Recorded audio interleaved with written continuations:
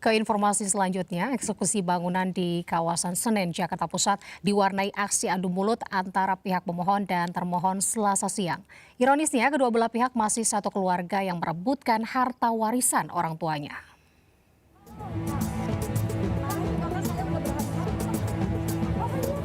Kedua ibu ini terus meyakinkan petugas jurusita untuk segera melakukan eksekusi pembongkaran bangunan di Jalan Kramat Pulau Dalam 2, Senen, Jakarta Pusat yang menjadi sengketa keluarga Selasa siang. Guna menghindari keributan, sejumlah aparat pun dikerahkan untuk mengamankan eksekusi bangunan ini. Salah seorang pemohon mengatakan tanah warisan dari orang tua sudah seharusnya dibagi rata kepada ahli waris. Sementara termohon tidak mempermasalahkan pembagian warisan ini, asalkan sesuai dengan kesepakatan bersama. Pemohon dan termohon yang merupakan kakak dan adik kandung ini memperebutkan harta warisan peninggalan orang tuanya berupa bangunan seluas 298 meter persegi. Ini adalah tanah warisan, Pak. Kita tuh warisan kita kan maunya musyawarah mufakat. Tapi yang orang bertiga itu nggak mau. Dia mau memiliki ini semua. Pembagiannya sesuai sama yang kesepakatan atau apa ya kita terima. Nggak pernah kita nggak terima. Belakangan diketahui ada beberapa ahli waris yang secara sepihak menjadikan kontrakan tanpa persetujuan ahli waris yang lain. Sementara Pengadilan Agama mengosongkan bangunan itu agar tidak dikuasai siapapun sampai ada keputusan lanjutan. Dari Jakarta, Sofian Firdaus, iNews melaporkan. Yang terhormat dosen pengampu mata kuliah Hukum Perdata, Ibu Asdiana Juwita Bintang SHMA. Di sini kami dari kelompok 1 yang beranggotakan 4 orang. Yang pertama yaitu saya sendiri, Joshua Alun Purba dengan NPM 2316132. Yang kedua itu ada Ronald Togatorov dengan NPM 2316133. Yang ketiga ada Salam Pranata dengan NPM 2316034. Dan yang keempat itu ada Muhammad Syahputra dengan NPM 231600182. Di sini kami akan mempresentasikan tugas kelompok kami, kelompok 1 Hukum Perdata. Dipersilakan kepada Bapak Ronald Togatorov mempresentasikan hukum adat. Terima kasih kepada Saudara Joshua Alun Purba yang sudah memberikan kesempatan kepada saya, Ronald Togatorov, NPM 231600133, untuk menyampaikan persentase hukum warisan adat. Apa itu yang dimaksud dengan hukum warisan adat?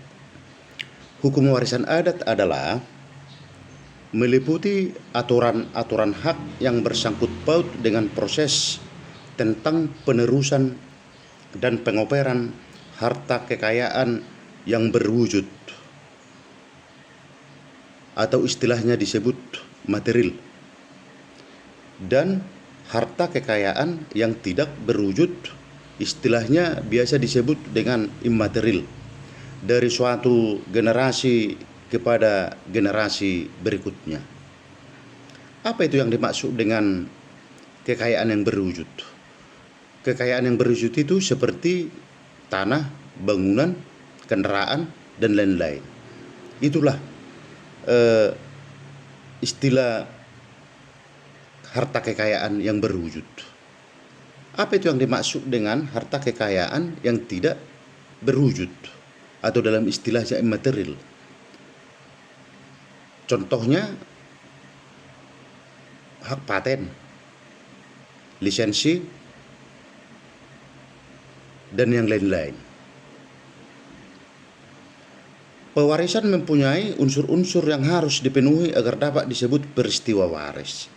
Apa saja itu unsur-unsur yang harus dipenuhi dalam sebuah pewarisan?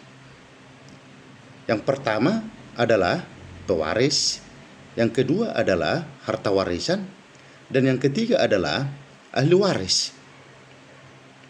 Apa yang membedakan sifat hukum waris adat dengan sifat hukum waris yang lainnya? Yang pertama, di dalam sistem hukum waris adat tidak mengenal istilah legitime porte. Legitime porte maksudnya adalah bagian mutlak. Seperti dalam hukum waris, berjerlik wetbook. Yang kedua, dasar pembagian warisnya yaitu persamaan hak. Pembagian warisan adat terdiri atas garis keturunan bapak, istilahnya biasa disebut patrilinear. Garis keturunan ibu biasa disebut dengan istilah matrilinear, dan garis keturunan bapak dan ibu biasa disebut dengan istilah parental. Karena Indonesia merupakan negara kepulauan yang terdiri dari beragam suku bangsa, maka tanah air kita juga memiliki hukum waris adat sebagai acuan pembagian harta warisan. Apa saja itu? Yang pertama adalah patrilineal. Patrilineal ini atau sistem kekerabatan ini biasanya digunakan dalam hukum warisan adat di daerah Lampung, Nias, NTT, dan daerah lainnya. Yang kedua, matrilineal. Matrilineal ini, sistem kekerabatan ini biasanya digunakan dalam hukum waris adat di daerah Minangkabau, Engkano, dan Timor. Yang ketiga, parental. Sistem kekerabatan ini biasanya digunakan dalam hukum waris adat di daerah Sumatera Timur, Sumatera Selatan, Riau, dan lainnya. Demikian persentase hukum warisan adat yang bisa saya sampaikan. Persentase selanjutnya kami berikan waktu kepada Bapak Salam Pranata. Terima kasih. Terima kasih kepada Pak Ronald Togatorop yang telah memberikan waktu dan kesempatan kepada saya. Saya Salam Pranata, NPM 2316000034. Di sini saya akan menerangkan tentang hukum waris menurut Islam. Pembagian waris menurut Islam. Pada dasarnya kewarisan adalah perpindahan kepemilikan dari seseorang yang sudah meninggal kepada ahli warisnya yang masih hidup, baik kepemilikan berupa harta bergerak, harta tidak bergerak, maupun hak-hak yang sesuai dengan syariat. Pembagian waris dalam hukum Islam dibagi berdasarkan masing-masing ahli waris yang sudah ditetapkan besarannya. Selain itu, warisan dalam hukum waris Islam dapat dibagi berdasarkan wasiat. Pasal 194 ayat 1 Kompilasi Hukum Islam atau KHI yang berlaku berdasarkan Impres nomor 1 tahun 1991, orang yang telah berumur sekurang-kurangnya 21 tahun, berakal sehat, dan tanpa adanya paksaan dapat mewasiatkan sebagian harta bendanya kepada orang lain atau lembaga. Kemudian, pemilikan terhadap harta benda yang diwasiatkan baru dapat dilaksanakan sesudah pewasiat meninggal dunia. Definisi wasiat juga terdapat dalam penjelasan pasal 49 huruf C Undang-Undang Nomor 3 Tahun 2006 yang berbunyi, yang dimaksud dengan wasiat adalah perbuatan seseorang memberikan suatu benda atau manfaat kepada orang lain atau lembaga atau badan hukum yang berlaku setelah yang memberi tersebut meninggal dunia. Tetapi wasiat hanya boleh diberikan dalam jumlah sebanyak-banyaknya sepertiga dari harta warisan, kecuali apabila semua ahli waris menyetujuinya. Ahli waris dalam hukum Islam berdasarkan pasal 171 huruf C Kompilasi Hukum Islam atau KHI, ahli waris adalah orang yang pada saat meninggal dunia mempunyai hubungan darah atau hubungan perkawinan dengan pewaris beragama Islam dan tidak terhalang karena hukum untuk menjadi ahli waris. Ahli waris dipandang beragama Islam apabila diketahui dari kartu identitas atau pengakuan atau amalan atau kesaksian. Sedangkan bagi bayi yang baru lahir atau anak yang belum dewasa beragama menurut ayahnya atau lingkungannya. Pembagian ahli waris menurut KHI dibagi berdasarkan kelompok di bawah ini. A. Pembagian harta warisan menurut hubungan darah. B. 1. Golongan anak laki-laki terdiri dari ayah, anak laki-laki, saudara laki-laki, paman, dan kakek. 2. Golongan perempuan terdiri dari ibu, anak perempuan, saudara perempuan, dan nenek. C. Pembagian harta warisan menurut hubungan perkawinan. D. 1 duda atau 2 janda. Apabila semua ahli waris ada, maka yang berhak mendapat warisan hanya anak, ayah, ibu, janda, atau duda. Demikian yang dapat saya sampaikan tentang hukum waris menurut Islam sebagai persentase mata kuliah hukum perdata. Selanjutnya waktu dan kesempatan saya serahkan kepada Bapak DTM Muhammad Saputra. Terima kasih. Assalamualaikum warahmatullahi wabarakatuh. Perkenalkan, nama saya DTM Muhammad Saputra, NPM 231000182 dari kelompok 1.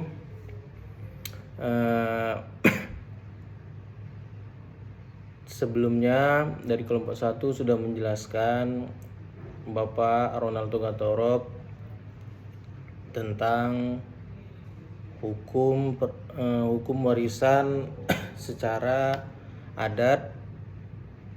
Yang kedua, Bapak Salam Pranata dari kelompok 1 sudah menjelaskan bagaimana hukum warisan secara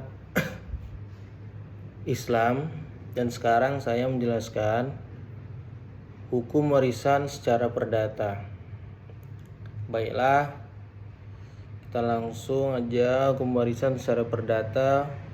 Hukum warisan perdata atau yang sering disebut hukum waris barat berlaku untuk masyarakat non-muslim, termasuk warga negara Indonesia keturunan, baik Tionghoa maupun Eropa, yang ketentuannya diatur dalam Kitab Undang-Undang Hukum Perdata atau KHUPER. Jadi hukum waris perdata menganut sistem individual di mana setiap ahli waris mendapatkan atau memiliki harta warisan menurut bagiannya masing-masing. Pasal yang mengatur tentang waris dalam hukum perdata tersebut sebanyak 300 pasal yang dimulai dari pasal 830 sampai dengan pasal 1130 KUH Perdata. Di samping itu, waris juga diatur pada Impres nomor 1 tahun 1991. Hukum waris adalah hukum yang mengatur mengenai kekayaan seseorang setelah ia meninggal dunia, mengenai bagaimana memindahkan kekayaan seseorang setelah ia tiada. Jadi Kitab Undang-Undang Hukum Perdata atau KUHP menegaskan pembagian harta warisan baru bisa dilakukan apabila terjadi kematian. Ada 2 jalur untuk mendapatkan warisan secara adil, yaitu melalui pewarisan absentatio dan pewarisan testamentaire. Yang pertama, pewarisan absentatio merupakan warisan yang didapatkan berdasarkan undang-undang. Dalam hal ini, sanak keluarga pewaris atau almarhum yang meninggalkan warisan adalah pihak yang berhak menerima warisan. Mereka yang berhak menerima dibagi menjadi 4 golongan, yaitu anak, istri atau suami, adik atau kakak, dan kakek ataupun nenek. Sedangkan pewarisan secara testamentir atau wasiat merupakan penunjukan ahli waris berdasarkan surat wasiat. Dalam jalur ini terdapat pernyataan seorang tentang apa yang dikehendakinya setelah ia meninggal dunia suatu saat nanti, yang oleh si pembuatnya dapat diubah atau dicabut kembali selama ia masih hidup sesuai dengan KUH per pasal 992. Cara pembatalannya harus dengan wasiat baru atau dilakukan dengan notaris.